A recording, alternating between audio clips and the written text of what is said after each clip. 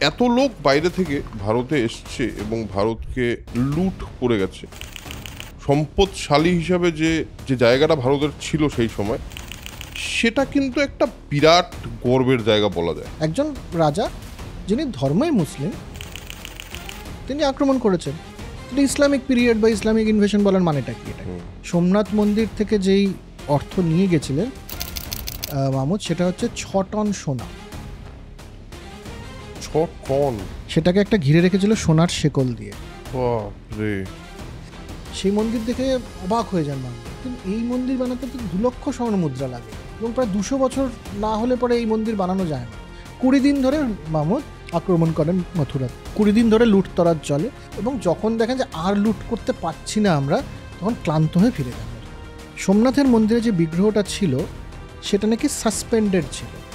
যদি সেটা এমন কোনো মূর্তি হয় যেটা সেই অর্থে হিন্দু দেবতা বা দেবীর মূর্তি না বা শিবের মূর্তি না, তাহলে সেটাকে ভাঙার জন্য বা সেটাকে 4 টুকরো করাই বা হবে কেন? রবীন্দ্রনাথ আবার আরেকটা বলেন যে ওটা কোনোদিনই শিব মন্দির ছিল না।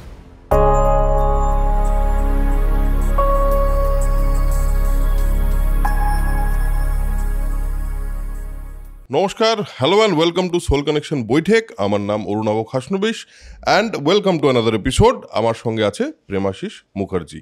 আমরা বৈঠকে কি করি সেটা আপনারা অলরেডি জানেন, বাট প্রথম কথা হলো বৈঠকের 25,000 সাবস্ক্রাইবার কমপ্লিট হলো।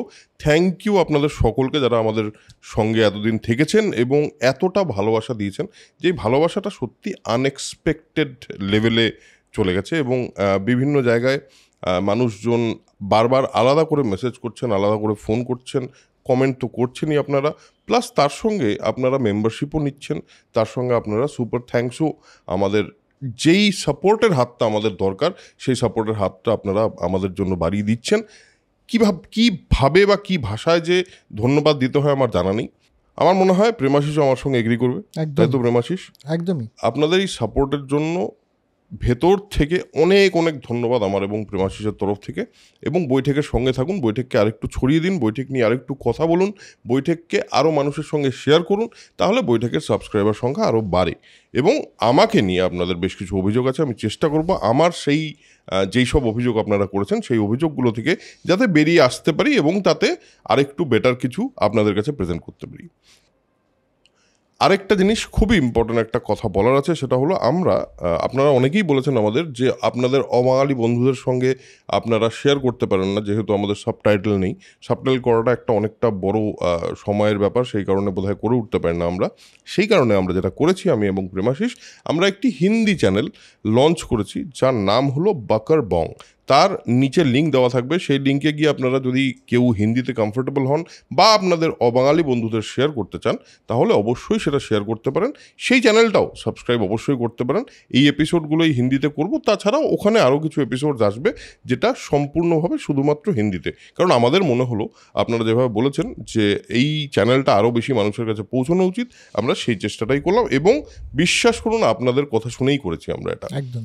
সো আজকের এপিসোডে আমরা কী নিয়ে কথা বলবো সেটা আগে, প্রথম যে জিনিসটা করি সেটা আগে দেখিয়ে দিই। সেটা হলো আব্রাহাম আরালির লেখা একটি বই, যেই বইটার নাম হলো দ্য এজ অফ র্যাথ। এবার হিস্ট্রি অফ দিল্লি সালতানাত, মানে 8ম শতাব্দীর শুরু থেকে মোটামুটি মধ্য 16 শতাব্দী অবধি একটা বিরাট ইম্পর্টেন্ট ঐতিহাসিক ঘটনাই ভারতের বুকে ঘটে যায় এবং তার একটা ইম্প্যাক্ট বিরাটভাবে কিন্তু সারা ভারতের সামাজিক অবস্থান, রাজনৈতিক অবস্থান, স্থাপত্যের ওপর তার প্রভাব, সাধারণ মানুষের জনজীবনের উপর প্রভাব, এই পুরোটা নিয়ে একটি মানে অত্যন্ত দীর্ঘ এবং ডিটেলড আলোচনা করেছেন এবং প্রেমাশিস সেটা পুরো ডিটেলে পড়েছে এবং আমরা আজকে সেই নিয়ে আলোচনা করব। ঠিক আমরা যেখান থেকে মুঘল পিরিয়ড শুরু করেছিলাম, মুঘলের একটা পুরো সিরিজ অফ এপিসোডস আছে, আপনারা বোধহয় অলরেডি সেটা দেখেছেন। যারা যারা দেখেননি তারা অবশ্যই গিয়ে দেখবেন, সেটাও খুবই ইন্টারেস্টিং এবং লোকজন খুবই ভালোবাসা দিয়েছেন সেই সিরিজটা নিয়ে। আজকের সিরিজের আমরা মনে হয় এটা শুরুর এপিসোড হবে, সেটা হলো দিল্লির সালতানাত পিরিয়ড নিয়ে। সো প্রেমাশিস, অলরেডি বিষয়টা খুব ইন্টারেস্টিং। বেশ কিছু নাম শুনলেই মনে আসে, যেমন আমরা জানি যে শেষটা লোদির লোদিতে এসে শেষ হয়েছে, ইব্রাহিম লোদিতে এসে। কারণ আমরা যখন বাবরের কথা শুরু করেছি তখন আমরা জানি যে বাবর ইব্রাহিম লোদিকে পানিপথের যুদ্ধে হারিয়েই মুঘল সালতানাত শুরু করেন, মুঘল পিরিয়ড শুরু হয়। তার আগে অবধি আমরা অষ্টম শতাব্দীর কাছাকাছির কথা জানি, অষ্টম শতাব্দীর মাঝামাঝি থেকে বোধহয় না। আমরা আসলে ভারতের ইতিহাসের পুরো স্পেকট্রামটা কমপ্লিট করতে গিয়ে আমরা একটু হ্যাফেজার্ডলি করছি। খুব সাধারণত শুরু করা উচিত বৈদিক সময় থেকে শুরু করে একেবারে অ্যাটলিস্ট ভারতের স্বাধীনতা এবং তারপরের। আমরা শুরু করেছি একটু হ্যাফেজার্ডলি। আমরা প্রথমে ডিথ্রোন কথা বলেছি, অর্থাৎ ভারতের একদম 47-এ কি হয়েছিল সেই ইতিহাস আপনারা দেখেছেন। দুটো করেছি, একটা ডিথ্রোন এবং পার্টিশন, দুটোই খুবই। সেখানে মোটামুটি 1905-1907 সময় থেকে 47 সময় পর্যন্ত এই সময়টাকে আমরা ধরার চেষ্টা করেছি। তারপর আমরা আবার চলে গেছি একদম পুরনো যুগে, মানে প্রি ভেদিক এরা, যেটা সেই সময় থেকে মূলত আমরা গোল্ডেন রোড বইটার ইয়েতে সেই সময় থেকে ভারতের বাইরে ভারতের ব্যবসা বাণিজ্য, শিক্ষা, স্বাস্থ্য, শিক্ষা এবং বিজ্ঞান এগুলো কীভাবে পৌঁছচ্ছে, বুদ্ধিস্ট ধর্ম কী করে পৌঁছচ্ছে সাউথ ইস্ট এশিয়া, এই চায়না, এই সমস্ত জায়গাতে, সেই পিরিয়ডটাকে আমরা আস্তে আস্তে প্রায় গুপ্তা পিরিয়ডের সময় অবধি একটা জায়গা ধরা হয়েছে। তারপর আমরা মোঘল সাম্রাজ্যের একটা ইতিহাসের গল্প আমরা করেছি দীর্ঘ 5-6টা এপিসোড বোধহয়। তারপরে যেটা বাকি থেকে যায়, সেই বাকি থেকে যাওয়ার পার্ট হচ্ছে যে আচ্ছা বৈদিক সময় থেকে বা প্রি ভেদিক এরা থেকে আমরা একটা অবধি এলাম। তারপরের পিরিয়ডটা মুঘল অবধি, মানে অষ্টম শতাব্দী থেকে মুঘল পিরিয়ড অবধি। এই সময়টা হচ্ছে দিল্লির সালতানাত পিরিয়ড, যেই সময়টাকে মুসলিম পিরিয়ডের শুরু সেইভাবে বলা যেতে পারে ভারতবর্ষের ইতিহাসে। সেই সময়টা এটা আমরা করব, একটাতে শেষ হবে না, কয়েকটা সিরিজ নিয়ে করব। আমার মনে হয় সেটা খুব ইন্টারেস্টিং, কারণ মুঘল পিরিয়ডে আমরা দেখতে পেয়েছি যে ঐশ্বর্য অনেক বেশি ছিল, শিক্ষার উন্নতি ঘটেছিল।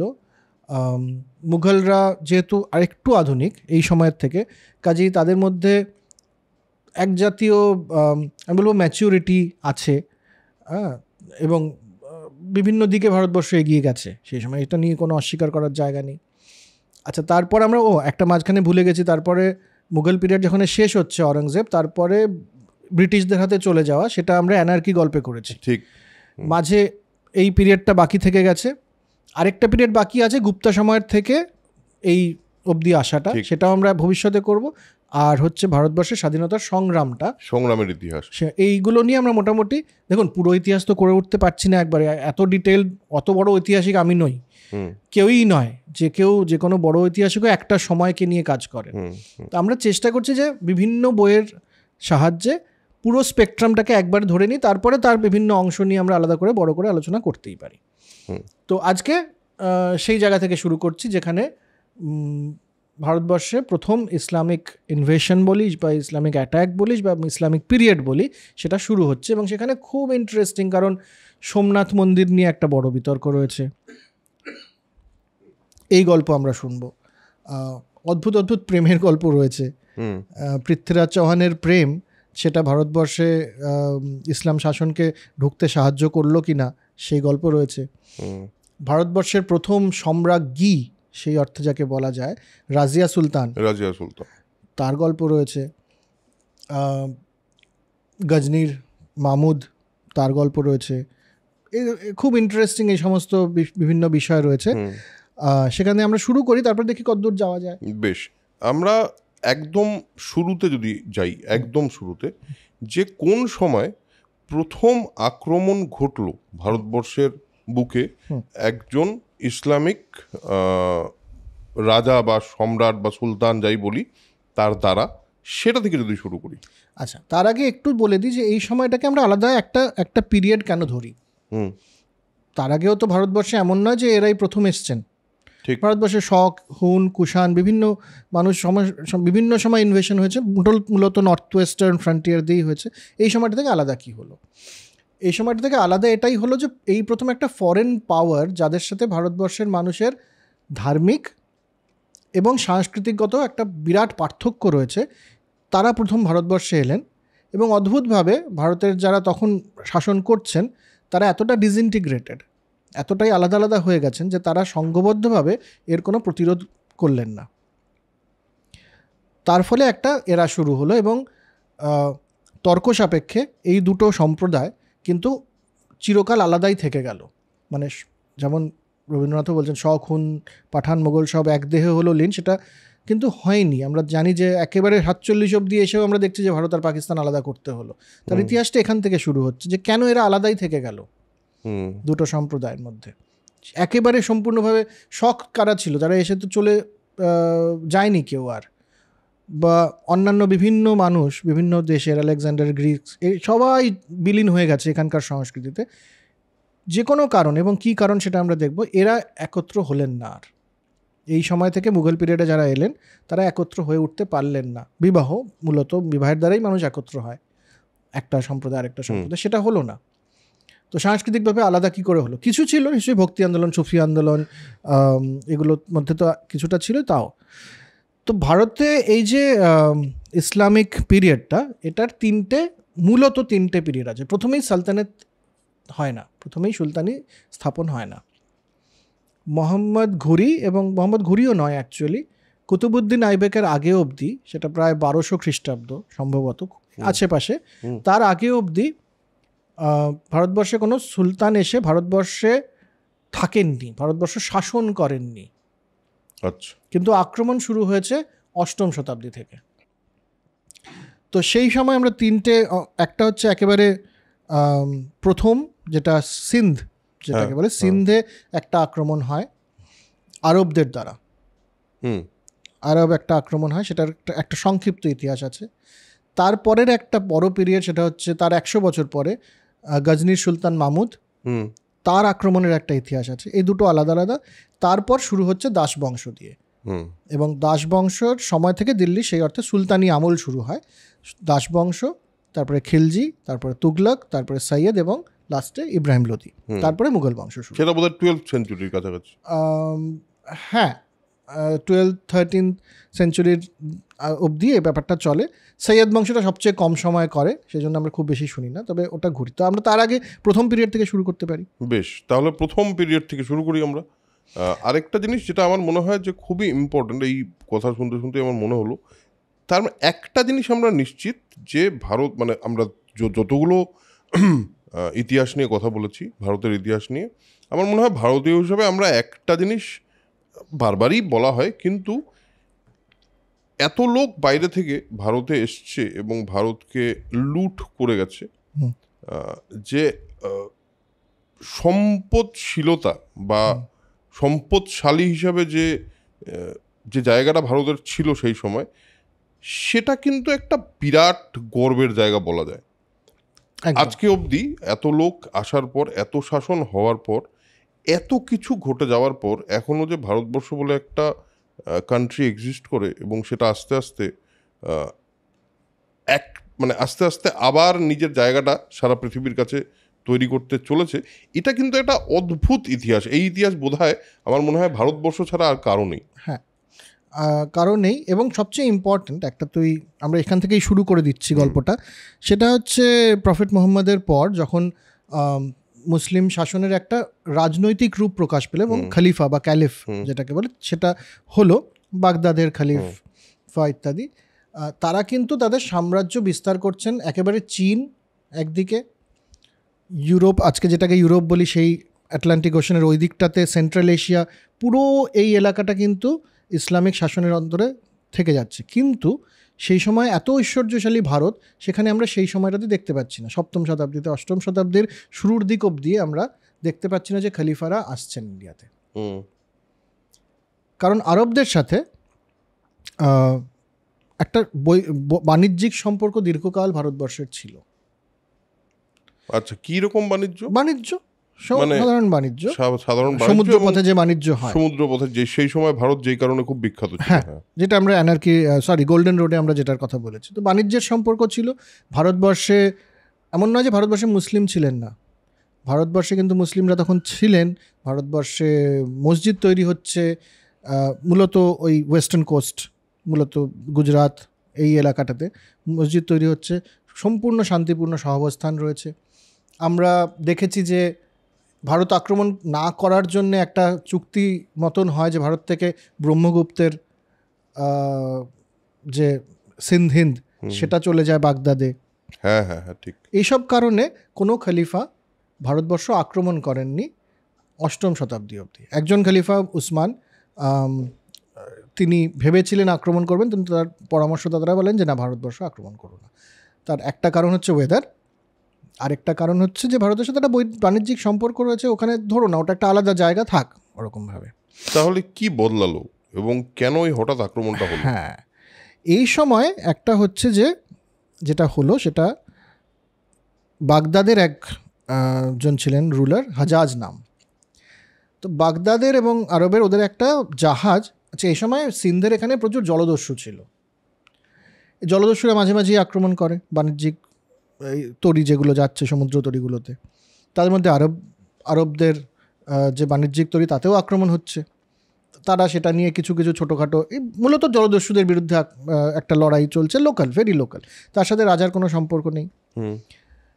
কিন্তু একটা ধরা পড়লো বড় সমুদ্র তরি, বাণিজ্যিক তরি আরবদের, এবং তার সাথে কিছু মহিলা ছিলেন যারা শ্রীলঙ্কার একজন ব্যবসায়ীর মানে সেই ব্যবসায়ী মারা যান শ্রীলঙ্কা, তার মেয়ে আর কি, অনাথ মেয়েরা ছিলেন সেই ইয়েতে। তো জলদস্যুরা তাদেরকে ক্যাপচার করে। এতে হাজাজ খুব বিচলিত হন এবং সিন্ধের যে রাজা কিং দাহির বা দাহার, দুটোই বলা হয়, দাহারকে চিঠি লেখেন যে আপনার এলাকা থেকেই এই জলদস্যুরা আসে। সিন্ধ স্পেসিফিক্যালি কোন জায়গাটা একটু বলে? সিন্ধ করাচি, যে জায়গাটা সেটা হচ্ছে সিন্ধ। তো দেবাল যে পোর্ট, যেটা করাচির কাছে, এখন দেবাল পোর্ট নেই, কিন্তু করাচির কাছাকাছি কোনো একটা জায়গায় দেবাল পোর্ট ছিল, সেখানে এই ঘটনাটা ঘটে। তো হাজাজ তখন চিঠি লেখেন দাহিরকে যে আপনার ওখান থেকেই লোকজন, আপনার ওখানকার জলদস্যুদের আপনি সামলান এবং ওই মহিলা যারা ধরা পড়েছে তাদেরকে আপনি উদ্ধার করে পাঠান। এবার এখানে একটু বিতর্কিত, কিন্তু দাহির লিখে জানান যে আমি কিছু করতে পারবো না। একটা মতবাদ এটাও আছে যে দাহিরের সম্ভবত জলদস্যুদের সাথে নিজস্ব একটা আঁতাত ছিল, কারণ তারা লুট করছেন তো, আর মধ্যযুগীয় একেবারে প্রথম মধ্যযুগীয় ঘটনা আর কি। তো তাদের সাথে আঁতাত ছিল, তো করেন না। তো হাজাজ এতে প্রচণ্ড ক্ষুব্ধ হন, একটা সৈন্য ইউনিট পাঠান দাহিরের সাথে লড়াই করার জন্যে, মূলত ওদের উদ্ধার করা এবং দাহিরের সাথে লড়াই। তো দেবালের যে বন্দর, সেখানে লড়াই হয়। দাহির একেবারে হারিয়ে শেষ করে দেন ওদেরকে, তাদের যে কমান্ডার ছিলেন তাকে মেরে ফেলেন। এবার হাজাজ যান খলিফার কাছে। আচ্ছা, খলিফার কাছে গিয়ে বলেন যে এবার আমাদের কিন্তু একটা বড় সৈন্য পাঠাতে হবে, ভারতবর্ষ আর সেই ভারতবর্ষ নেই, দাহারের এগেনস্টে একটা ক্যাম্পেইন আমাকে করতেই হবে, এবং আমরা সমস্ত জায়গায় যাচ্ছি, তাহলে আমরা আমাদের ধর্মটাকে কেন ভারতবর্ষেও নিয়ে যাব না, হিন্দুস্তানে কেন যাবে না ধর্ম? খলিফা, তখনকার খলিফা কিন্তু এই অনুমতি দেন, যে খলিফার আশীর্বাদ ছাড়া কোনো সুলতান কিছু করতে পারতেন না। তো খলিফা বলেন যে হ্যাঁ এবার তাহলে যাও।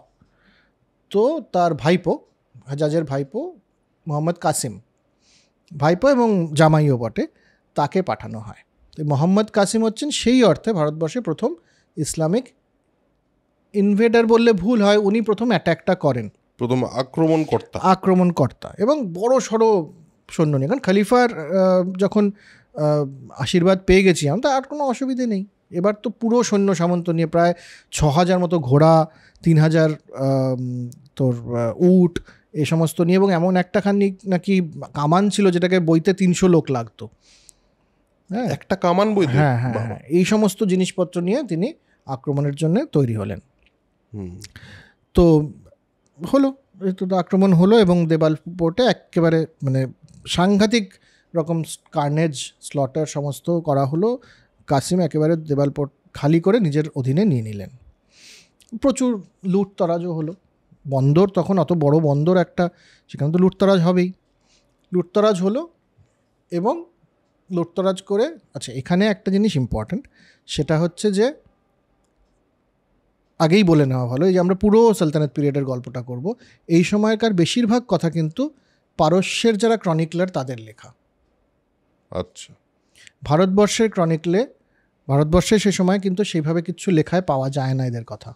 পারস্য টার্কি এবং তার আশেপাশে ইরান মূলত পারস্য। এই সময় এর পার্সিয়ান ক্রনিকলে সমস্ত এগুলো লেখা রয়েছে। কাজেই এদেরকে একটুখানি এক্সাজারেট করা এগুলো রয়েছে, একটুখানি গ্ল্যামারাইজ করা এটা রয়েছে।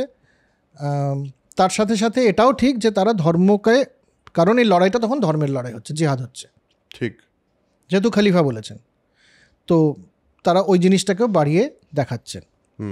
হ্যাঁ, এব্রাহাম আরালি, এখানেই আমি একটা ছোট্ট প্রশ্ন করে নিই, সেটা হলো এব্রাহাম আরালি এটাকে কিভাবে লিখেছেন? মানে ইনি ইনার সোর্স কি সেই ক্রনিকলার্সদের সোর্সটাই, নাকি ইনি নিজের ভাষ্যও কিছু লিখেছেন? না, উনি বিভিন্ন পার্সিয়ান ক্রনিকলারের এটা নিচ্ছেন, কিন্তু যেখানে ওনার মনে হয়েছে যেটা এক্সাজারেট করা হয়েছে সেখানে উনি বলছেন যেটা এক্সাজারেটেড, কারণ এটা কোর্ট হিস্টোরিয়ানের লেখা।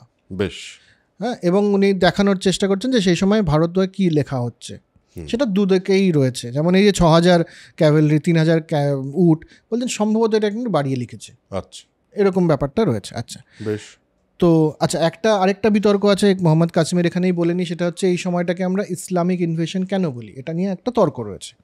যে ব্রিটিশ ইনভেশনকে তো আমরা ক্রিশ্চিয়ান ইনভেশন বলি না, হ্যাঁ ঠিক, তাহলে এটাকে আমরা ইসলামিক ইনভেশন কেন বলবো? একজন রাজা যিনি ধর্মই মুসলিম, তিনি আক্রমণ করেছেন, তিনি ইসলামিক পিরিয়ড বা ইসলামিক ইনভেশন বলার মানেটা কি? এটা আমাদের যারা লেফটিস্ট হিস্টোরিয়ান তারা এই ভাষ্যটা প্রচার করেছে। যুক্তি এটাই যে খলিফার আন্ডারে এটা হয়েছিল এবং খলিফা এটাই চাইছিলেন যে ধর্ম বিস্তার হোক, এবং এরা যখন করছেন তখনও ধর্ম বিস্তারের কথা বলছেন।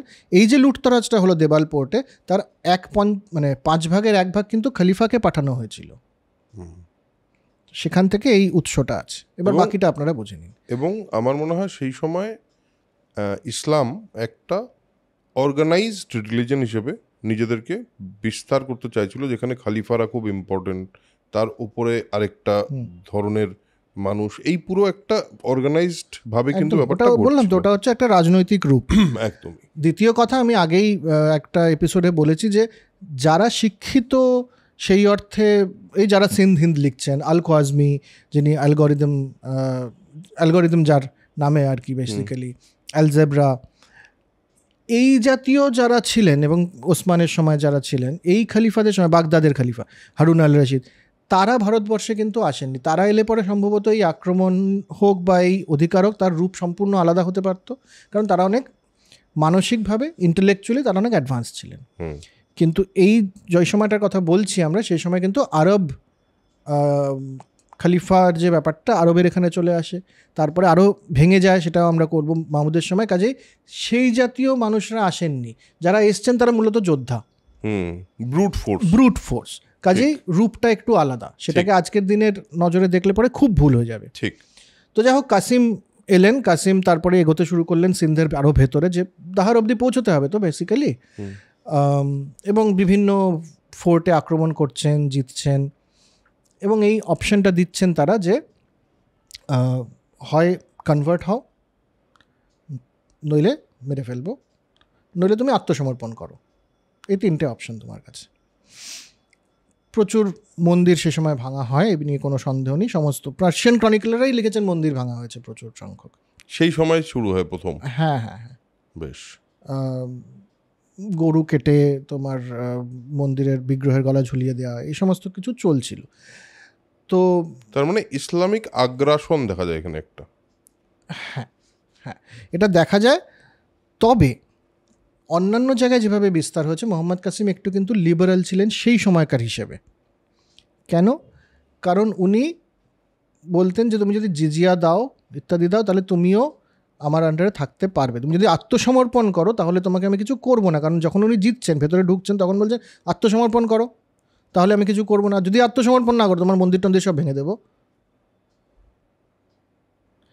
এই অপশানটা কিন্তু গজনি মানে মাহমুদের সময় আমরা পাইনি, বা অন্য যে জায়গায় যাচ্ছে সেখানে এটা ছিল না। তো ফোর্সের আন্ডারেই হোক, আত্মসমর্পণের একটা অপশান ছিল। এটা নিয়ে হাজাজ পরে তাকে লিখেওছেন যে তুমি কিন্তু মার্সিফুল হয়ে যাচ্ছ, তুমি ক্ষমা করছো কেন ওদেরকে? আচ্ছা, কারণ নিয়ম সেই সময় ছিল যে যারা বাই দ্য বুক ইহুদি এবং খ্রিশ্চান, তাদের অবধি ঠিক আছে, অন্য যারা আছে, যারা মূর্তি পুজো করে, তাদেরকে কোনো রকম রেয়াত করা চলবে না। কিন্তু ইনি রেয়াত করছেন, বলছেন আত্মসমর্পণ করলে এবার তুমি ধর্ম তুমি যেভাবে পালন করবে। এবং কাসিম নিজেও লিখেছেন যে যেভাবে আমরা চার্চকে, আমাদের অধীনে যারা রয়েছে যেভাবে তাদের চার্চ থাকে, সেভাবে তোমাদের মন্দির থাকতে পারে। আমার কোনো অসুবিধা নেই, আত্মসমর্পণ করতে হবে। হুম, তো এই অপশানটা উনি দিয়ে রেখেছিলেন। তো যাই হোক, এইভাবে ধীরে ধীরে ধীরে ধীরে ঢুকছেন এবং জিজিয়া চালু হলো সেই সময় প্রথম ভারতবর্ষে। দাহারের ছেলে যেমন কনভার্ট হয়ে গেলেন, এরা অ্যাডভান্স পোস্টে ছিলেন, তো এরা কনভার্ট হয়ে মুসলিম হয়ে, কারণ তিনটেই অপশান, হয় আত্মসমর্পণ করো, তাহলে তোমার মন্দিরও কিছু করবো না, কিচ্ছু করবো না, তুমি ভালো করে নিজের করো, জিজিয়া দাও, অথবা তুমি কনভার্ট হয়ে যাও, আমার দলে যোগ দাও, অথবা মৃত্যু। এবং যখন মৃত্যু হবে তখন কিন্তু স্লটার হবে একদম, সবাই মন্দির ফন্দির ভেঙে ফেলবো, তোমাদের সব শেষ করে দেবো আমি। এই অপশান তো বাই ফোর্স হোক, কিন্তু হয়েছে এটা। এবং একটা মত এটাও বলে যে সে সময় সিন্ধের এলাকায় বুদ্ধিস্ট অনেক ছিলেন, তারা যেহেতু পিসফুল, তারা লড়াইটা করেননি, বেশিরভাগই আত্মসমর্পণ করেন।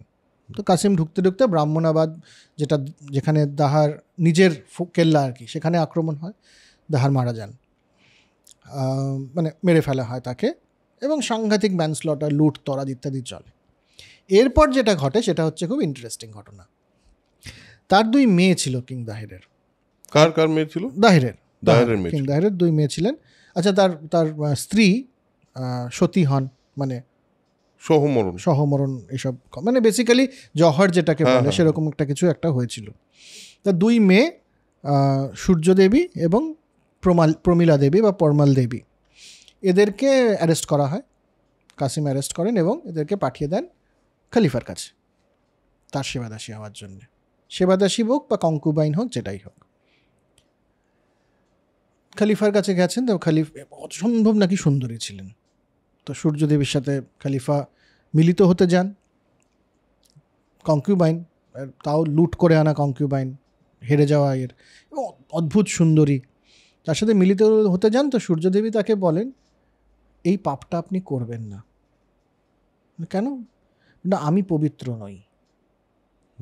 সূর্যদেবী বলেন খলিফাকে, কীভাবে আপনি পবিত্র নন? মানে বলেন, না, কাসিম যখন লুটতরাজ করে আমাদের কেল্লায়, তখন আমাকে আর আমার বোনকে সে অপবিত্র করেছে। অপবিত্র মানে বেসিক্যালি আমাদের সাথে ভোগ করেছে।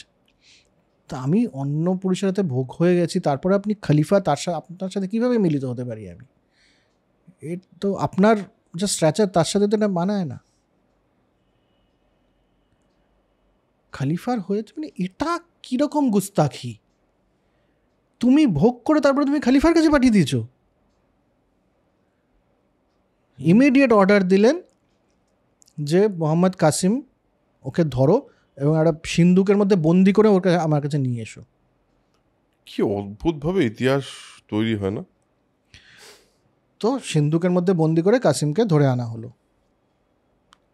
সিন্দুকের মধ্যে বন্দি অবস্থায় কাসিম মারা গেলেন। স্বাভাবিক। আনা হলো, খোলা হলো সিন্দুক, কাসিম মরে পড়ে আছে।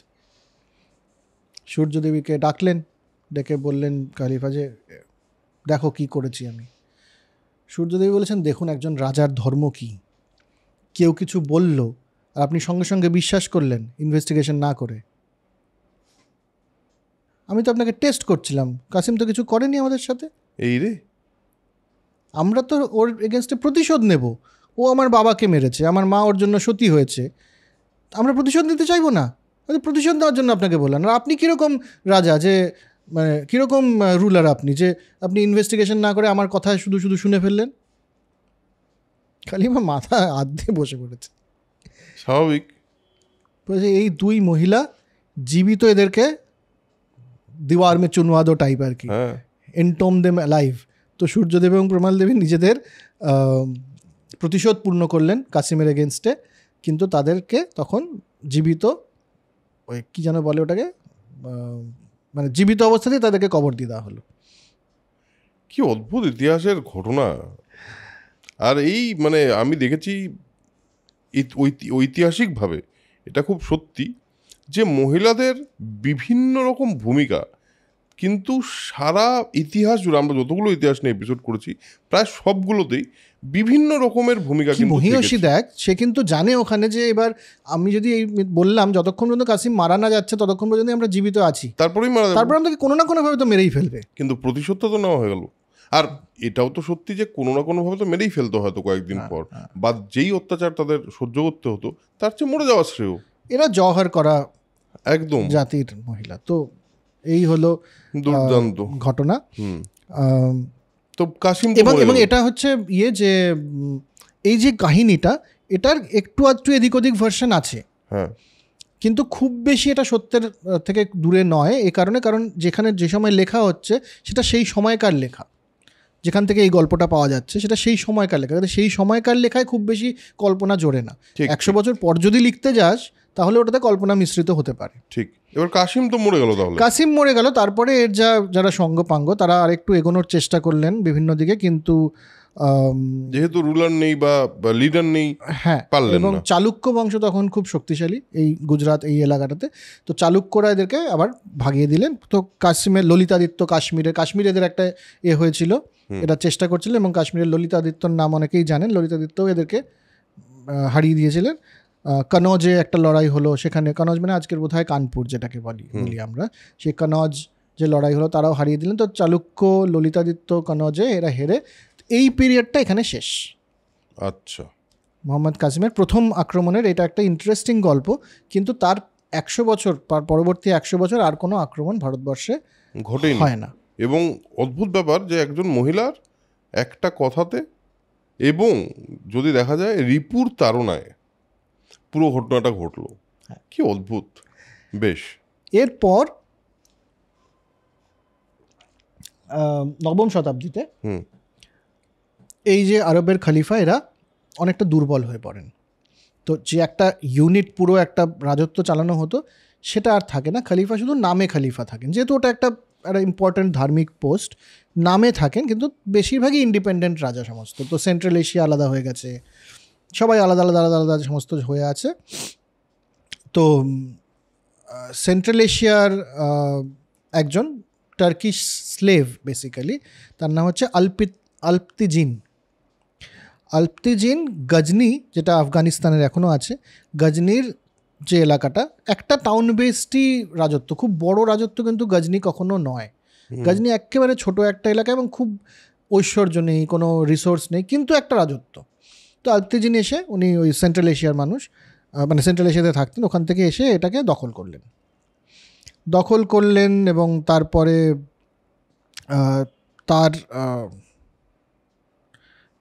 তারপরে তার সান ইন ল মানে জামাই সাবুকতিজিন, একে 977 খ্রিস্টাব্দে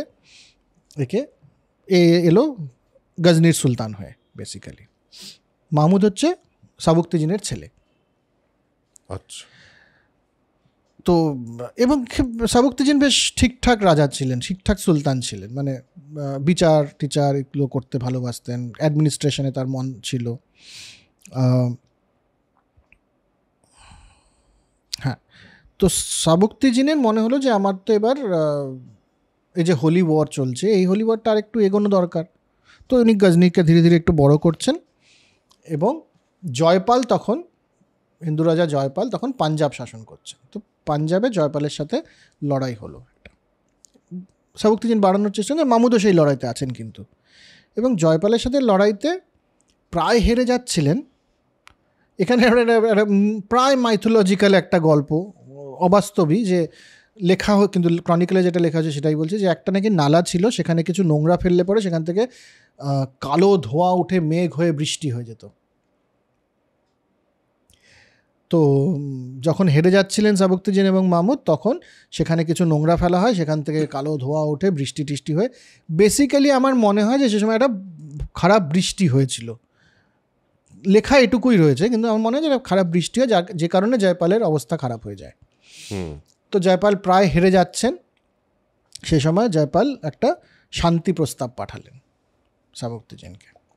শান্তি প্রস্তাব পাঠালেন যে একটা সন্ধি হোক আমাদের মধ্যে, আপনি কি চান বলুন, হ্যাঁ আমি কর দিতে রাজি আছি, বা টাকা যাই হোক দিতে রাজি আছি, আপনি শাসন তো করবে না এখানে, এরাও জানে। আর যদি আপনি শান্তি প্রস্তাবে রাজি না হন তাহলে আমি হেরে যাব সেটা আলাদা কথা, কিন্তু আপনি তো দেখেছেন আমরা কীভাবে লড়াই করি, আমার সমস্ত ছেলে বউ সবাইকে আমরা মেরে ফেলবো, মেরে আমরা একদম শেষ রক্তবিন্দু অবধি কিন্তু লড়াইটা করব, তাতে আপনার কি ক্ষতি হবে আপনি ভেবে নিন।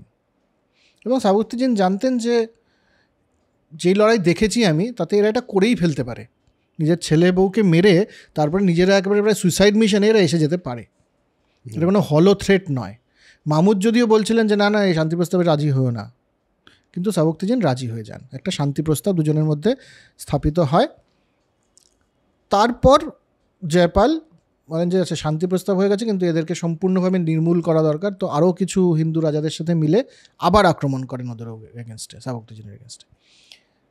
তখন সাবুকতিজিন ভাবলেন যে না, এই লড়াইটা শান্তি টান্তি হবে না, এখানে জিততে হবে বেসিক্যালি। তো জিততে হবে, কীভাবে জিতবো? এরা তো বড় ফোর্স, অনেক বড় ফোর্স, আমি অ্যাটাক করছি, তো আমি অত ফোর্স নিয়ে তো আসতে পারিনি ওরা, এদের কাছে প্রচুর হাতি, প্রচুর ঘোড়া ইত্যাদি। তো বললেন যে আচ্ছা, খুব ইন্টারেস্টিং ওয়ার ট্যাকটিক। নিজের পুরো সৈন্যকে উনি 500 করে ভাগ করলেন ছোট ছোট ইউনিটে, আর মেইন ফোর্সটাকে রাখলেন পেছনে। বললেন 500 জন অ্যাটাক করো, যখনই মনে হবে হেরে যাচ্ছে পেছনে চলে আসো, পরের 500 জন যাবে। এই করে বারবার আক্রমণ হচ্ছে, ওরা পেছনে হচ্ছেন, আবার আক্রমণ হচ্ছে, এরা পিছনে যেতে আরেবার আক্রমণ হচ্ছে। সামনের এরা তো একসাথে সবাই লড়াই করছে, তারা ক্লান্ত হয়ে গেছে লড়াই করতে করতে। যখন ওরা ক্লান্ত হয়ে গেছে বুঝে গেলেন, তখন ফুল ফোর্স এবার এলো। বাহ, কি ইন্টারেস্টিং ট্যাকটিক। হ্যাঁ, এবার অ্যাটাক হয়ে এবং সাংঘাতিক হারিয়ে দেওয়া হলো বেসিক্যালি জয়পালকে। এবং তারপর প্রায় 20 বছর উনি ওই জায়গাটা দখল করে শাসন করেন সাবুকতিজিন। তারপর মারা যান। মারা যাওয়ার পর তিনি চাইছিলেন তার অন্য আরেকটা ছেলে ছিল ইসমাইল বলে, সে বেসিক্যালি সাকসেসর হোক। কিন্তু মাহমুদ ইসমাইলকে সরিয়ে বললেন আমি সুলতান। খলিফার কাছে চিঠি পাঠালেন এবং খলিফা বললেন যে আচ্ছা আমি বলছি যে হ্যাঁ মাহমুদই সুলতান হবে। এবং আবার বলছি, ওই যেটা বলেছিলাম যে কেন ইসলামিক ইনভেশন বলছি, কারণ খলিফা বললেন এই আমার রাইট হ্যান্ড ম্যান। হ্যাঁ, তাকে ইয়ামিনুদ্দৌলা টাইটেল দেওয়া হলো, মানে right hand man of the খলিফা। এবং মাহমুদ তখন একটা মানে কি বলে ওটাকে, পণ নিলেন যে আমার যত বছর আমি শাসন করব, প্রতি বছর একবার করে আমি এই কাফিরদের এলাকায় গিয়ে আক্রমণ করব এবং আমি শেষ করে দেবো ভারতবর্ষে, আর বিধর্মী কেউ থাকবে না। সব 32 বছর শাসন করেছিলেন মাহমুদ, তার মধ্যে 17 বার আক্রমণ করেছেন, 32 বার করতে পারেননি। তো 1000 খ্রিস্টাব্দ থেকে আক্রমণ শুরু হয় মাহমুদের ভারতবর্ষে। এবং এগুলো মূলত আক্রমণ, লুটতরাজ, মন্দির ধ্বংস, পেছনে চলে যাওয়া। মাহমুদ কখনো রাজত্ব করেননি। আচ্ছা, ওনার বেশ কোথায় ছিল? গজনিতেই বারবার আক্রমণ করছেন। তো যেমন সিরাজ, সে সময়কার ক্রনিকলার, তিনি লিখেছেন যে 1000-এর ওপরে মন্দির ধ্বংস করে মাহমুদ সেখানে মসজিদ বানিয়েছিলেন। ঠিক আছে, তবে এটাও ঠিক যে মন্দিরে প্রচুর ঐশ্বর্য থাকতো, প্রচুর সোনা দানা ইত্যাদি থাকতো, সেগুলো লুটতরাজও একটা খুব বড় মোটিভেশন ছিল, বিরাট মোটিভেশন ছিল সেগুলো লুট করা। যেমন সোমনাথ মন্দির, যেখানকার আলোচনায় আমরা আসব, সোমনাথ মন্দির থেকে যেই অর্থ নিয়ে গেছিলেন মাহমুদ, সেটা হচ্ছে 6 টন সোনা। 6 টন সোনা। কারণ সোমনাথের যে বিগ্রহটা ছিল, সেই বিগ্রহের একটা ইন্টারেস্টিং ইতিহাস আছে, যেটা নিয়ে রমিলা থাপার একটা অন্যই ন্যারেটিভ বানিয়েছেন। সেটাকে একটা ঘিরে রেখেছিল সোনার শেকল দিয়ে। বাপরে! মানে আজকের দিনে প্রায় 5000 থেকে 6000 কোটি টাকা, শুধু সোমনাথ মন্দিরের কথা এটা। আচ্ছা, এই সোমনাথ মন্দির নিয়ে অনেক বিতর্ক আছে, আমি এই সোমনাথ মন্দিরে আসলি বলে বললাম। মাহমুদ তার মানে আক্রমণ করেছে 17 বার এবং তিনি মন্দির ধ্বংস করেছেন, এবং তার প্রধান উদ্দেশ্য না হলেও একটা উদ্দেশ্য তার মধ্যে এটাও যে সেখান থেকে লুটতরাজ করা যাবে। এই সোমনাথ মন্দির, এবং এটা কেন, এবং আমি আবার বলে দিচ্ছি, এটা কোনো রাইট হিস্টোরিয়ানের লেখা নয়, এটা সেই সময়কার যারা মুসলিম ক্রনিকলার, ফেরিস্তা, সিরাজ, আলবেরুনি, এদের লেখা। ঠিক, আলবেরুনি নয়, কিন্তু ফেরিস্তা, সিরাজ এরা রয়েছেন, তারা লিখছেন এই কথা। এবং ইরালি বলছেন যে সম্ভবত তারা কিছুটা বাড়িয়েই লিখছেন, কারণ তাদের চোখে তো খুব ভালো কাজ করছে মাহমুদ। এবার এই সোমনাথ মন্দির নিয়ে বিতর্কটা কেন, এবং এই বিতর্কের কি কোনো উত্তর পাওয়া যেতে পারে এই বইটা থেকে বা এই আলোচনা থেকে? হ্যাঁ, আমরা শুধু এই বইটা থেকে না, এই বইটাতে যখন সোমনাথ এসছে তখন আমি রমিলা থাপারের বইটাও রেফার করি এবং অন্যান্য বিভিন্ন জায়গায় রেফার করি। আমরা সোমনাথের আলোচনাতে একটু ঢুকছি, তার আগে আর কি করলেন উনি দেখা যাক। একটা তো হচ্ছে যে এর এর আর্মি গজনির আফগান মূলত, হ্যাঁ। তো এরা প্রচণ্ডভাবে এবং ব্রুট। তো এরা ওই কাসিমের মতন ওইসব কনভার্ট হয়ে যাও, আত্মসমর্পণ করে এইসব অপশানে নেই, তারা জাস্ট কনভার্ট হন হলে মরে যাও, এই অপশান করে করে তারা এগোচ্ছেন। তবে যেহেতু একেবারে তলোয়ারের সামনে কনভার্ট, তারা বেশিরভাগই কনভার্টেড ব্যাক। মাহমুদের কোনো বড় ভূমিকা ভারতবর্ষের ডেমোগ্রাফি চেঞ্জে কোনোদিনও হয়নি। আচ্ছা। এবং এটাও ঠিক যে তার আর্মিতে প্রচুর হিন্দু ছিলেন। যখন যখন জিতছেন এক একটা জায়গা, তখন কিন্তু হিন্দুরাও তার পার্ট হয়ে থাকছেন। একটা প্রশ্ন করি, সোমনাথের ঢোকার আগে আরেকটা প্রশ্ন মাথায় আসলো, সেটা হলো সেই মুহূর্তে তো ভারতবর্ষ রাজারা ছিলেন, তার আগে অবধি দেখা গেছে ভারতবর্ষের রাজত্বের ইতিহাস আছে একটা, এবং রাজাদের বীরত্বের ইতিহাস আছে। ভারতবর্ষের ইতিহাসেও বীরত্বের ইতিহাস বারবার উঠে আসে। কি এমন করলো মামুদ যাতে মামুদকে আটকাতেই পারলো না কেউ, যে যেখানে সে এতবার এসে লুটতরাজ করলো, এত মন্দির ভাঙলো, এই ব্যাপারটা করলো কি করে? দেখ, প্রথম কথা হচ্ছে এই সময়টার আগে, মানে গুপ্ত সাম্রাজ্যের পরের যে ভারতবর্ষের ইতিহাসটা, সেটা ভারতবর্ষের হিন্দুদের জন্য খুব গৌরবময় ইতিহাস নয়। কারণ সেই সময়টাতে ভারতবর্ষের ধর্মটাও যেই ডাইনামিজম ছিল সেটা আর থাকেনি। খুবই একটা কুক্ষিগত কাস্টিজম এসে গেছে তখন অনেক বেশি করে। আগে ছিল কিনা সেই বিতর্কে যাচ্ছে না, কিন্তু সেই সময় অনেক বেশি কাস্টিজম হয়ে গেছে, রাজারা অনেক বিভক্ত হয়ে গেছেন। তো আমরা সেই সময়কার ইতিহাস নিয়ে কখনো যদি কথা বলি তখন বুঝবো যে সেই সময় ভারতবর্ষের একটা রাজত্ব নেই, এটা অনেকগুলো ছোট ছোট ছোট ছোট রাজার সমষ্টি হয়ে গেছে। এবং ঐক্যবদ্ধতা নেই, এদের মধ্যে রেজিমেন্টাল ডিসিপ্লিনও নেই, যে মিলিটারিতে একটা শাসন মানে শুধু তো আমি বীর বললে হবে না, তোমাদের শিখতে হবে, লড়তে হবে, একটা ট্যাকটিক আছে, সেগুলোর কোন দিকে কোনো নজর দেননি। যখন মাহমুদ আসছেন তখন তারা কি করছেন, হয় কনভার্ট হয়ে যাচ্ছেন, সোজাসুজি কনভার্ট হয়ে যাচ্ছেন, অথবা তারা লুকিয়ে পড়ছেন। মাহমুদ আক্রমণ করছে, মাহমুদ তো আক্রমণ মানে কি, তারা প্রতি মনসুনে আক্রমণ করতেন, মনসুন শেষ হলে প্রতি বছর প্রায়। মাহমুদের আক্রমণ হচ্ছে কেল্লায় লুকিয়ে পড়ো, মাহমুদ লুটে চলে যাক, তারপরে আবার এসে আচ্ছা বা একে ট্যাক্স দিয়ে বেঁচে যাও, বেসিক্যালি এই হচ্ছেন। আর এদের মধ্যে কোনো রকমের ইউনিটি তখন তৈরিই হয়নি। সেই কারণেই মাহমুদকে রোখা যায়নি। তো মাহমুদ এভাবে আসছেন এবং প্রচুর দাসও নিয়ে যাচ্ছেন। সে সময় সেন্ট্রাল এশিয়াতে ভারতীয় দাসের বিরাট দাম ছিল। আচ্ছা।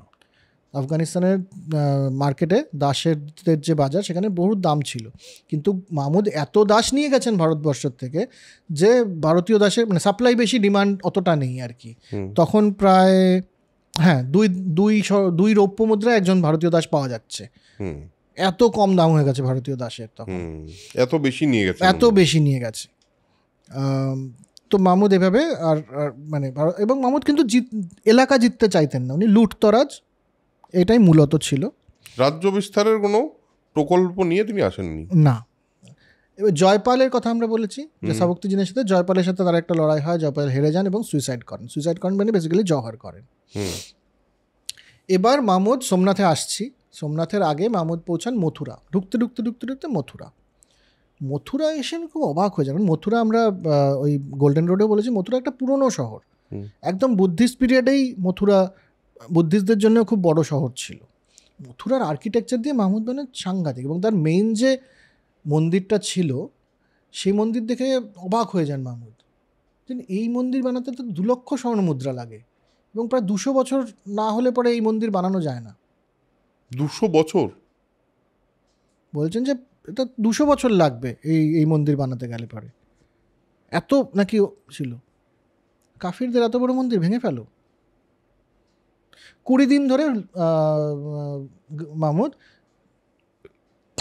আক্রমণ করেন মথুরাতে।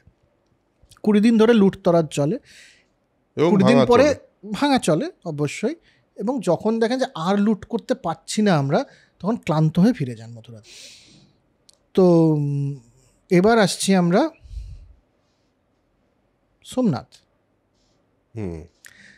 সোমনাথ সিন্ধের এলাকায়।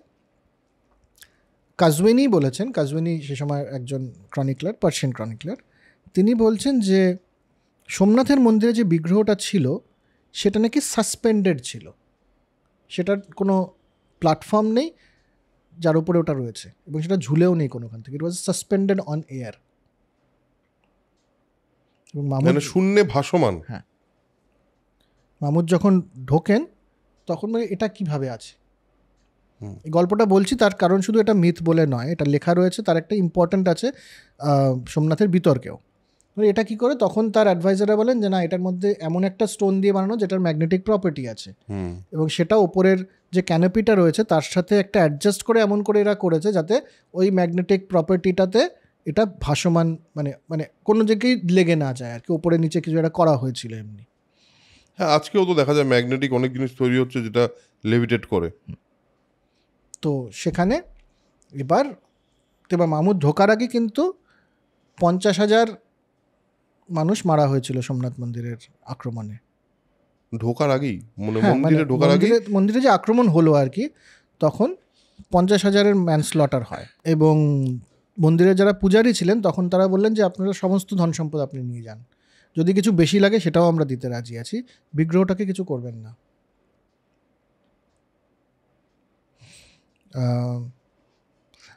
তো ইনি বলেন, আচ্ছা তার আগে মাহমুদ এটাও বলে যে মাহমুদ যে এত মন্দির টন্দির ধ্বংস করলেন, এত মথুরা টথুরা, তো এই এত ধ্বংসের পরে কি হলো সেই জায়গাগুলোর?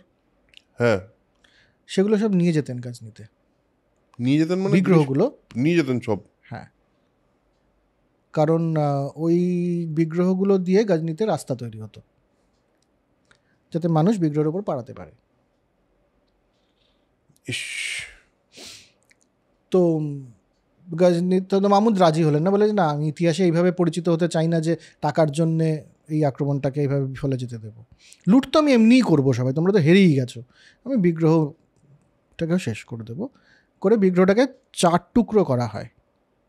1 টুকরো ওইভাবে পাঠানো হয় গাজনিতে, 1 টুকরো মক্কায় পাঠানো হয়, 1 টুকরো মদিনায় পাঠানো হয়, আর একটা তার রয়্যাল প্যালেসের, মানে গাজনিতে যার যে মহল ছিল তার পাদদেশে ওটাকে রাখা হয়। এই 4 টুকরো হয়েছিল। এটা হচ্ছে এই সময়কার সোমনাথের পার্সিয়ান ক্রনিকলারদের গল্প। এবার বিতর্ক হচ্ছে, রমিলা থাপারই প্রথমত বলছেন যে না, ঘটনাটা এমনি ঘটেনি।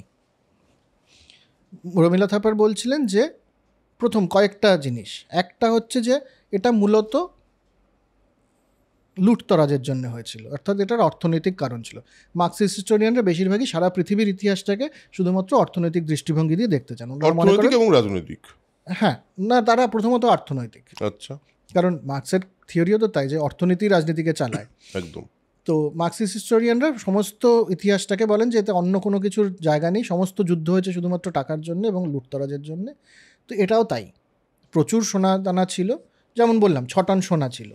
6 টন সোনা মানে ইটস এ হিউজ ব্যাপার, মানে ভাবা যায় না। হ্যাঁ, তো সেটার জন্য শুধুমাত্র এটা করা হয়েছে, 1 নম্বর।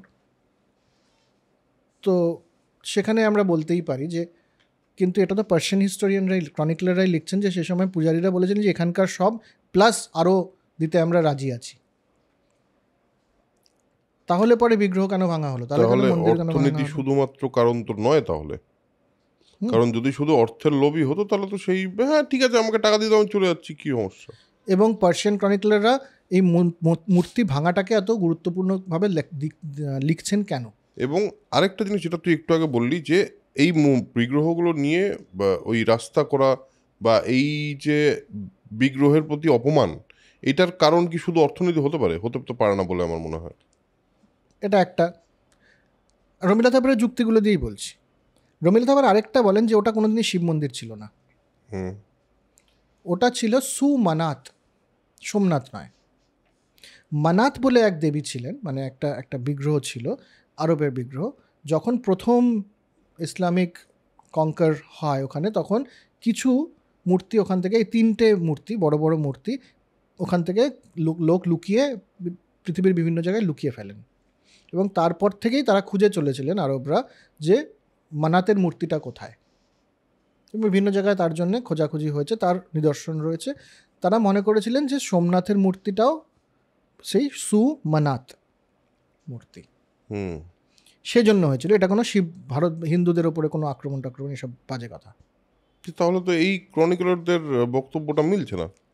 এবার যদি তাই হয়, এবং তারপরে উনি বলছেন যে হ্যাঁ নইলে পরে মক্কা এবং মদিনায় কেন পাঠানো হবে আচ্ছা, সুমানাথ। এটা নিয়ে মানে রমিলা থাপার এবং তার অনুধ্যায়ীরা মোটামুটি এখন এটা প্রচার করেই যাচ্ছেন এটা সুমানাথ ছিল, সোমনাথ ছিল না। আমি দুটো জিনিস বলছি, মানে আপনারা পুরোটাই শুনুন, যদি একটা বিশ্বাস করতে ইচ্ছে হয়, আরেকটু পড়ার ইচ্ছে হলে আরেকটু পড়তে পারেন। একটা হচ্ছে সুমানাথের মূর্তি বা মানাতের মূর্তিতে এই জিনিসটা তো লেখা নেই যে ওটা একটা ওটার মধ্যে কোনো ম্যাগনেটিক প্রপার্টি ছিল। তাহলে এই মূর্তিটা কোথা থেকে এলো? একটা পাথরের মূর্তিতে নতুন করে তো ম্যাগনেটিক প্রপার্টি জন্মাবে না। কিন্তু পার্সিয়ান ক্রনিকলাররা সবাই বলছেন ওটা সাসপেন্ডেড একটা মূর্তি ছিল। মিলছে না তো এ দুটো। দ্বিতীয় হচ্ছে গজনী মাহমুদ তো ভেঙে ফেলেছিলেন মূর্তি, এটা সবাই জানতো, সবাই জানে। সেদিনই মূর্তি ভেঙে ফেলা হয়েছে, শেষ সোমনাথ। তারপরে আবার নতুন করে মন্দির ওখানে বানানো হলো কেন? ওটার যদি কোনো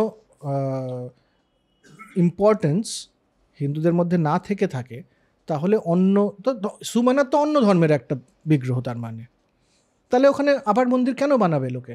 আরেকটা খুব ইম্পর্টেন্ট পয়েন্ট, সেটা হলো যদি সেটা এমন কোনো মূর্তি হয় যেটা সেই অর্থে হিন্দু দেবতা বা দেবীর মূর্তি না বা শিবের মূর্তি না, তাহলে সেটাকে ভাঙার জন্য বা সেটাকে চার টুকরো করাই বা হবে কেন? আর কেনই বা মাহমুদ নিজের পায়ের তলায় সেটা রাখবে? এবার দেখ, সুমানাথের ব্যাপারে দুটো জিনিস আছে। যে প্রফেট মুহাম্মদের একটা ভার্সনে বলা হয়েছে যে প্রফেট মুহাম্মদও বলেছিলেন যে মূর্তিগুলো নিয়ে গেছে, ওগুলো আমাদের পুরনো সম্মানের জায়গা, ওগুলোর উপরে অত্যাচারটা করো না, কারণ এগুলোকে বহুদিন যাবৎ এখানকার মানুষ অনেক শ্রদ্ধা ভক্তি ধরে ভরে দেখেছে। সেটা আমরা এখন বিগ্রহ মানি না, যাই হোক, কিন্তু ওটার একটা লিগেসি রয়েছে, ঐতিহ্যগত বা সাংস্কৃতিকগত ঐতিহ্য রয়েছে। ঠিক আছে, ওটার উপরে আক্রমণ করো না, এটা নাকি প্রফেট মুহাম্মদ বলেছিলেন। পরের আরও ভার্সনে বলা হয় না, এটা নাকি উনি বলেননি। তো এটা একটা বিতর্ক রয়েছে। তো পরের দিকে আরব কনকোয়েস্টাররা মানাতকে খুঁজেছেন পৃথিবীর বিভিন্ন জায়গায়, এটা সত্যি। তুই যেটা বলছিস সেটার হচ্ছে যে যদি মানাতের দেবী হয় তাহলে পরে সেখানে এত ঐশ্বর্য এলো কোত্থেকে? যদি অন্য ধর্মের হয় তাহলে সেখানে তো এত ঐশ্বর্য থাকার কথা নয়। ভারতীয়রা কেন জমা করবে অন্য ধর্মের একটা এর পেছনে এত ঐশ্বর্য? করবে না। ওখানকার পূজারী যারা ছিলেন তারা তো সব হিন্দু পূজারী ছিলেন, এটাও প্রমাণিত। আচ্ছা, তৃতীয় কথা হচ্ছে যে ওখানে আবার মন্দির বানানো হবে কেন তাহলে? ঠিক, একদমই। যদি আবার মন্দির বানানো হয় তাহলে পরবর্তী সময় আলাউদ্দিন খিলজি এবং অরঙ্গজেব ওই মন্দির ভাঙা নির্দেশ কেন দেবেন? কারণ বিগ্রহ তো চলে গেছে। আলাদা করে অন্যান্য জায়গায় মন্দির ভাঙা হচ্ছে কি হচ্ছে না সেটা ইম্পর্টেন্ট না, কিন্তু আলাদা করে সোমনাথ মন্দির ভাঙো, মাটিতে মিশিয়ে দাও, এটা অরঙ্গজেব কেন লিখবেন তার থেকে এত বছর পরে, 500-600 বছর পরে? এই অর্ডারটা কেন দেবেন? ঠিক। তৃতীয় রমিলা থাপারের কথা হচ্ছে যে ইন্ডিয়ান কোনো অ্যাকাউন্ট নেই, এগুলো সবই পার্সিয়ান অ্যাকাউন্ট। ভারতবর্ষে কি হারিয়ে গেছে পুড়ে গেছে সেটা তো জানি না আমরা, কিন্তু অ্যাকচুয়ালি কথাটা ঠিক না। জৈন সাহিত্যে প্রচুর লেখা আছে, জৈন সাহিত্যে প্রচুর লেখা আছে, জৈন সাহিত্যে লেখা আছে। একলিঙ্গ মাহাত্ম্য বলে একটা বই আছে, সেখানেও লেখা রয়েছে।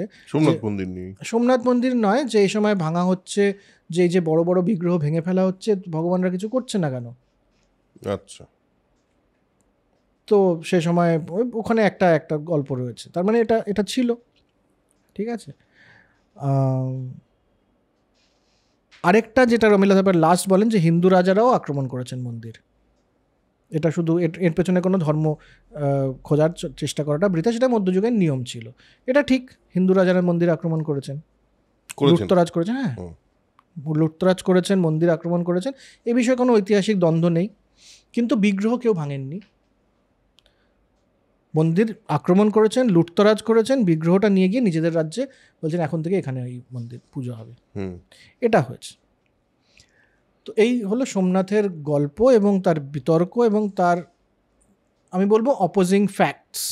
এবার কোনটা বিশ্বাস করতে হয় সেটা আমি ছেড়ে দিলাম আপনাদের হাতে। যদি আরও পড়াশোনা, নিশ্চয়ই, আমি তো আর সোমনাথ নিয়ে রিসার্চ করিনি, যারা করেছেন তারা আরও রিসার্চ করতে পারেন।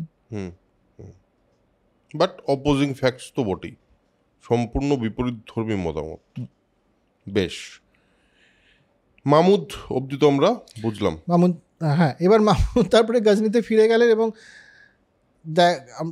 এই যে পুরো ব্যাপারটা আমি আগেও মুঘলের সময় বলেছি যে এই যে ধর্ম নিয়ে একটা যে ধর্মান্ধতা, এটা কিন্তু একটা রাজত্বের বা লোকজনকে উদ্বুদ্ধ করার একটা, মানে ধর্ম নিয়ে রাজনীতি, হ্যাঁ হ্যাঁ একদমই উদ্বুদ্ধ করার একটা রূপ, মানে একটা পন্থা, কৌশল। হ্যাঁ, কারণ যখন মাহমুদ অ্যাকচুয়ালি নিজের ডেথ বেডে, তখন কিন্তু ওনার শেষ ইচ্ছা কী ছিল? আমি যা লুট করেছি সমস্ত জায়গা থেকে সেটা আমার সামনে আনো, আমি দেখতে চাই। তখন কিন্তু উনি আর ধর্ম দেখছেন না, অর্থাৎ মাহমুদের আসল উদ্দেশ্যটা কিন্তু লুটতরাজি ছিল। কিন্তু আরও সৈন্য আমার সাথে একত্র হোক, খলিফার আশীর্বাদ আমার উপরে থাক, এসবের জন্য এগুলোকে করা হয়েছে বলে মনে হয়। এই হচ্ছে আমাদের মাহমুদ শেষ হলেন, মাহমুদ মারা গেলেন। তারপরে গজনি খুব একটা নয়, আবার 1157-তে দেখবো গজনি ইম্পর্টেন্ট হচ্ছে। এটা কোন সময় মাহমুদ মারা গেলেন? মাহমুদ মারা গেলেন সম্ভবত 1125-25 হবে বা আর একটু দেরি হবে, এরকম সময় মাহমুদ মারা যান। না সরি, 1024-এ মাহমুদের সোমনাথের লাস্ট অ্যাটাক হয়। হ্যাঁ, তাহলে ওই 1025-25-এর সময় উনি মারা যান আর কি। এবার তারপরে আবার প্রায় 100 বছর ধরে আক্রমণ হয় না। না, মাহমুদের সময়ের পরে আর আক্রমণ হয় না। এই যে মাঝখানের সময়গুলো, এই সময়ের কোনো ইতিহাস আমরা পাই না কোথাও থেকে। এই সময়ের ইতিহাস দেখ, ভারতীয়রা না, মূলত ভারতীয় হিন্দুরা ইতিহাস লেখায় একটু পেছনেই পড়ে আছে। ইতিহাস তারা ওইভাবে আলাদা করে লেখেনি। তার একটা কারণ, মানে অবভিয়াসলি এটা হতেই, অনেকে বলতেই পারেন যে না, লেখা হয়েছিল সেগুলো পুড়িয়ে ফেলা হয়েছে বা ধ্বংস হয়ে গেছে, হতে পারে। কিন্তু হিস্ট্রিওগ্রাফির দিক থেকে সেই সময়ের ছোট ছোট রাজ্য তো বিভক্ত সমস্ত, তাদের ছোট ছোট রাজ্যের কিছু কাহিনী হয়তো থাকতে পারে। মূলত ভারতবর্ষের ইতিহাসটা পুরাণের ফরম্যাটে লেখা হতো, মেটাফরিক্যালি লেখা হতো। এবং যেহেতু একটা সাইক্লিক্যাল টাইম কনসেপ্ট রয়েছে ভারতবর্ষের কাছে, ইতিহাসকে খুব বেশি গুরুত্ব দেওয়া হতো না, যে আজকে কি করছে একজন রাজা সেটা খুব ইম্পর্টেন্ট, এটা বড়ভাবে দেখা হতো না কখনো। বরঞ্চ দর্শনটাকে আরো বড়ভাবে দেখা হতো। এ কি করেছে সেটার একটা ভালো দিক নিয়ে হয়তো একটা পুরাণে কিছু একটা গল্প ঢুকে গেল মেটাফরিক্যালি। ইতিহাসটা was not important for Hindu, যে কারণে ভারতবর্ষের হিস্টোরিওগ্রাফিতে বেশিরভাগই, অন্তত এই পিরিয়ডের হিস্ট্রিতে বেশিরভাগই আমাদেরকে অন্যান্য সোর্স থেকে দেখতে হয়, লেখা কিছু নেই। পেলে পরে নিশ্চয়ই আপনাদের, আমি যদি ভুল প্রমাণিত হই তাহলে পরে আপনাদের কাছে যদি থাকে নিশ্চয়ই জানাবেন, আর পেলে পরে আমিও সেটা নিয়ে বলবো। কিন্তু আপাতত আমরা এরালির বই থাকি। গজনিতে তখন কি হচ্ছে? গজনিতে তখন আর কি হচ্ছে? গজনিতে কিছু হচ্ছে না। গজনিতে মাহমুদ তখন রাজত্ব করছেন। তারপরে এত সোনাদানা নিয়ে গজনি মোটামুটি ছোট রাজ্য, ছোট জায়গা আফগানিস্তানের, সেখানে এত টাকা পয়সা তো আরামসে লোকজন রয়েছে আর কি, তখন তো তাদের বিরাট কিছু করার নেই আর। তো কাজে তাদের রাজ্য বিস্তার, এবং গজনির মাহমুদের পরে সেভাবে তার যে সন্তান সন্ততি এবং এরা অতটা যোগ্য বা দক্ষ কেউই ছিলেন না, কাজেই বিরাট কিছু হয়নি আর কি। এই হচ্ছে মাহমুদের ইতিহাস সংক্ষেপে ভারতবর্ষে। এবার এই ইতিহাসটাকে অনেকে অনেকভাবে দেখতে পারে। এই ইতিহাসটাকে একটা প্রচণ্ড ধর্মের দৃষ্টি থেকে দেখা যেতে পারে, দুদিক থেকেই বলছি আমি। আমাদের এই পডকাস্ট দেখে অনেকে গালিগালাজ করতেই পারেন যে হ্যাঁ, শুধুমাত্র মাহমুদের এগেনস্টে একেবারে হিন্দু হয়ে বলছি কেন, হতে পারে। আবার কেউ প্রচণ্ড না, উনি মুসলিম ছিলেন তাই বলে, মানে তাই মুসলিমরাই খারাপ, ব্যাপারটা তা নয়। ব্যাপারটা হচ্ছে যে এত বছরের, সেটা মধ্যযুগ, সে সময় একটা বিশেষ কারণে একটা বিশেষ সুলতান একটা কাজ করেছেন, সেটার আজকের দিনে গুরুত্বটা কোথায়? আজকের দিনটাকে আমি সেই দিনের হিসেব মতো চালাতে হবে, তাহলে তো আমরা আবার মধ্যযুগে চলে গেলেই হয়। হ্যাঁ, এটা তো কোনো কথা নয়।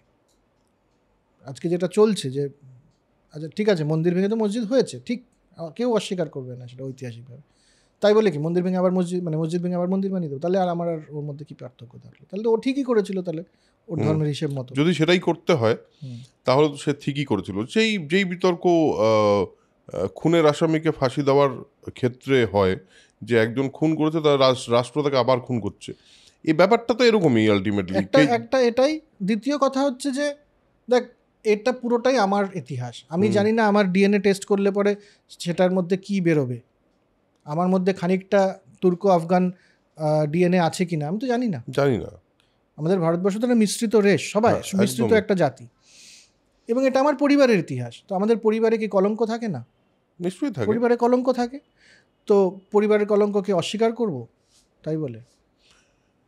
না তো বটেই। আরেকটা জিনিস আমার মনে হলো এই পুরো ঘটনাটা শুনে, যে ভারতবর্ষের যে ঐতিহ্য বা ভারতবর্ষের যে সম্পদ বা সমৃদ্ধি, এটা এতটাই বেশি যে আমার এতটাই বেশি ছিল যে তাতে এই লুটতরাজ যেই লেভেলে হয়েছে, এটা নিয়ে আমাদের একটা জিনিস তো আমি প্রথমেও যেটা বলছিলাম, একটা জিনিস তো আমাদের ভাবা উচিত যে হ্যাঁ, আমাদের এই দেশটারই ইতিহাস এটা, যেখানে এতটা সম্পত্তি, এতটা সমৃদ্ধি, এতটা প্রতিপত্তি ছিল।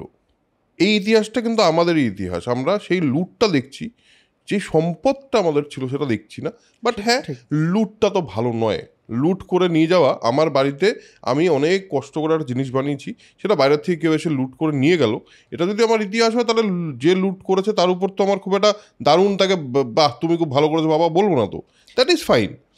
কিন্তু সেটাকে ওই ধর্মের দৃষ্টি বা অর্থনীতির দৃষ্টি, কোনো দৃষ্টিতেই অতটা স্পেসিফিক্যালি ব্ল্যাক অ্যান্ড হোয়াইটে দেখা উচিত না বলেই আমার মনে হয়। এবং সেটার মধ্যে সবসময় গ্রে এরিয়া থাকে, সবসময় গ্রে এরিয়া আছে। এবং এরপরে আমরা দেখেছি তো, মানে সত্যি যেটা ঐশ্বর্যের কথা বলি, এর পরেও তোর যদি মনে থাকে, আপনাদের যদি মনে থাকে, যে হুমায়ুন যখন আক্রমণ করছেন গুজরাট, তখন সেখান থেকে ওই দুর্গে যাচ্ছেন, যে ওই দুর্গে সমস্ত গুজরাটের সম্পদ রাখা রয়েছে, তখনও অত সম্পদ রয়ে গেছে, এত লুটতরাজের পরে। ব্রিটিশরা এসেও যা সম্পদ লুট করে নিয়ে গেছে, সেই অবধিও যা সম্পদ থেকে গেছিল ভারতবর্ষের, এটা ভাবতেই আমার অবাক লাগে যে কি করে একটা দেশের এতটা সম্পদ থেকে যেতে পারে, যে লুট করেই যাচ্ছে অ্যাজ ইফ অন্নপূর্ণার ওই হাড়ির মতো, যে শেষ আর হচ্ছে না। এবং আজ অবধি আমি বলছি, আজ হয়তো ভারতবর্ষ অর্থনৈতিকভাবে সারা পৃথিবীতে বিরাট জায়গায় নেই, বাট স্টিল একটা দেশ এক্সিস্ট তো করছে নিজের মতো করে, এবং আস্তে আস্তে অর্থনৈতিকভাবে একটা জায়গা তৈরি করার চেষ্টা করছে। তো এতটা না হলে আজকে আমরা কোথায় থাকতাম আমরা কেউ জানি না। এটা ঠিক আছে। আরেকটা লাস্ট যেটা বলি সেটা হচ্ছে যে ভারতবর্ষের শিক্ষা, দর্শন, এগুলোতে যে একটা সমৃদ্ধি, শুধু অর্থের নয়, এটার সমৃদ্ধির পেছনে বা বিরুদ্ধে যারা বলেন তারা তো এটা ঠিকই বলেন যে একটা গরিব দেশে কখনো শিক্ষা সমৃদ্ধি এবং দর্শনের বিকাশ হতে পারে না। হ্যাঁ, সঠিক। তো ভারতবর্ষকে তো আমরা যদি মার্কসিস্ট হিস্টোরিয়ানদের চোখ দিয়ে দেখি, বা এমনি অর্থনীতির, সাধারণ অর্থনীতির চোখ দিয়ে দেখি, তো যতদিনের আমরা দেখতে পাচ্ছি ভারতবর্ষ একটা গরিব দেশ, থার্ড ওয়ার্ল্ড কান্ট্রি, সেখানে দর্শন বিরাট ছিল, সেখানে শিক্ষা বিরাট ছিল, সেখানে সায়েন্স বিরাট ছিল। কীভাবে হতেই পারে না, এটা মিথ্যা কথা বলছো তাহলে। একদম সেটা তখন চট করে বলে দেবে তুমি হচ্ছে মানে একদম একটা বিশেষ রাজনৈতিক, বিশেষ ধার্মিক একটা পক্ষ নিয়ে কথা বলছো। তা নয়, ভারতবর্ষে অ্যাকচুয়ালি এই ঐশ্বর্যটা ছিল, সেই কারণে ভারতবর্ষে শিক্ষা, বিজ্ঞান, দর্শন ইত্যাদি, সাহিত্য ইত্যাদি এত ফুলে ফেঁপে উঠেছিল। একদমই তাই।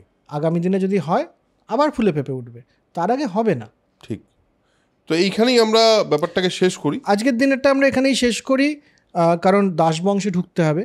দাসবংশকে দাসবংশ কেন বলা হয় সেটা ইম্পর্টেন্ট। এবং তারপরে আমাদের মোহাম্মদ ঘুরি, পৃথ্বীরাজ চৌহানের প্রেম কাহিনী, এবং রাজিয়া সুলতান, কুতুবুদ্দিন আইবেক, বখতিয়ার খিলজি আমাদের বাংলার ক্ষেত্রে। নালন্দা ইউনিভার্সিটি ধ্বংস কি বখতিয়ার খিলজি করেছিলেন? প্রশ্নটা আপনাদের কাছে রেখে গেলাম, পরের দিন উত্তর পাবেন। বেশ। আর ফাইনালি যেই থটটা নিয়ে শেষ করা উচিত সেটা হলো, সত্যি শুধুমাত্র ভারতবর্ষে বা ভারতবাসী হিসেবে আমাদের গর্ব করার অনেক জিনিস আছে, ঝামেলা করার জিনিস তার চেয়ে কম।